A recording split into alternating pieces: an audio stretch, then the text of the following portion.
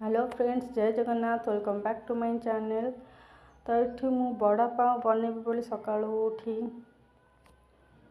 आलू सिझे देइथिली। तो ये पियाज भाजिकी ताधर आम आलू पकईकी किसी लंका गुंड किसी हल्दी गुंड आ लुण देदेबा। तो आम जमती आम आलू चोका बनाऊ पूरा से भाया ही बनैबा। तो ये मोर प्राय हो गला।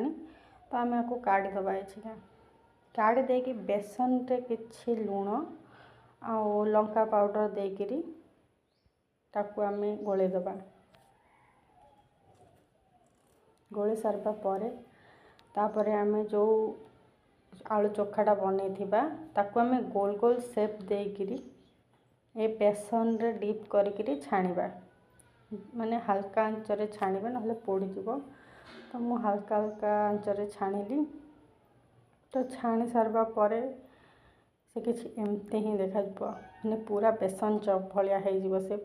तापरे एमती किछि भी आम छाणीदबा। आम गोटे चटनी बनैबा का स्पाइसी चटनी बनैबा को याकू भी एमती छाणीदबा बेसन।